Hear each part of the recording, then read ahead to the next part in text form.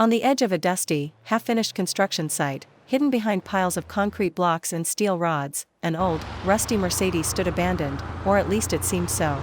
Inside that broken car, a young boy barely 10 years old lived alone. His name was Amir. He had no parents, no home, and no family except the faint memory of his grandfather, who had once driven this very car with pride. Now, the car didn't even start. It had holes in the floor, a broken windshield, and seats torn open like wounded flesh. Yet to Amir, it was the only place he could call home. Every morning, just before the workers arrived, Amir would sneak around the site, gathering scraps of bread, leftover tea, or anything edible they discarded. Sometimes the workers gave him a smile or a half-eaten sandwich, but mostly, he dug through bins with calloused little hands. Hunger gnawed at his small body like an endless fire, but he had learned to silence the rumbling in his stomach. One dusty afternoon, a black luxury car pulled up. The building's owner, a wealthy, stern-faced man named Mr. Kaya, stepped out.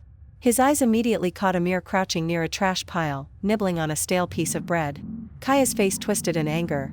"Why is that filthy boy still here?" he barked at the site manager. "I told you to clean this place up. Throw all the garbage into that junk car of his." The workers hesitated, some of them glancing sympathetically at the boy, but orders were orders. Soon, bags of trash, broken office supplies, old papers, leftovers, were hurled into the back seat of the Mercedes. Among the bags, unnoticed by anyone, was a brown leather wallet stuffed with cash and a set of crucial business contracts. Meanwhile, Mr. Kaya rushed into his luxury car, heading for an important meeting with a major investor. At a red light, Amir, desperate for a few coins, approached the car with a rag in hand. "Sir, can I clean your tires?" "Just a little, please," he pleaded softly. Mr. Kaya didn't even roll down the window. He stared ahead, pretending the boy didn't exist. When the light turned green, he drove off without leaving a single coin. Crushed but not surprised, Amir trudged back to his wreck of a car. The sun was setting, casting long shadows over the construction site. As he crawled into the back seat, his elbow knocked over a trash bag, spilling its contents. Something heavy and leathery fell out, the wallet. His heart pounding, Amir picked it up and opened it cautiously. His eyes widened. Inside were thick bundles of crisp bills and neat stacks of papers covered in official stamps and signatures. For a long moment, he just stared. His fingers itched, his stomach growled louder than ever before, but something stronger inside him, the last teachings of his grandfather, whispered, "Do not take what is not yours." With trembling hands, Amir closed the wallet carefully and hid it under his thin blanket. Back at the site, Mr. Kaya prepared to finalize his deal when he reached into his pocket and froze. The wallet was gone.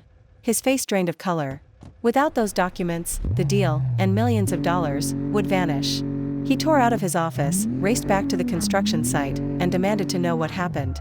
The janitor, frightened, confessed, "Sir. The boy. He was digging through the trash." Mr. Kaya's rage exploded. He stormed over to Amir's car, fists clenched, and kicked the side panel so hard it bent inward. He smashed the broken mirror and banged on the roof. "Come out. Where are you, you little thief?" Terrified, Amir scrambled out, clutching the wallet to his chest like a shield. "I found it. I didn't touch it. Please, sir," he cried, voice shaking. Mr. Kaya snatched the wallet, rifled through it, and to his amazement, found everything intact. Relief washed over his face. Without a word, he turned and sped away to his meeting, saving the deal at the last possible second. Days passed. Amir returned to his lonely existence, surviving from garbage and broken dreams. Then one afternoon, as he sat inside the battered Mercedes, he heard an engine purring. He looked up and gasped. Rolling towards him was the same Mercedes, but reborn. The rust was gone. The dents were smooth. A fresh coat of deep midnight blue paint gleamed under the sun.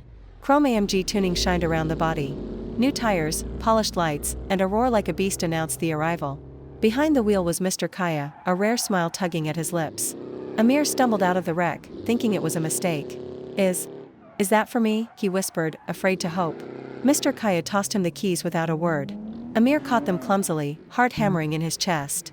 Tears filled his eyes as he ran his hands over the gleaming hood. He climbed into the driver's seat, grinning from ear to ear. Without hesitation, he turned the key, and the engine roared to life.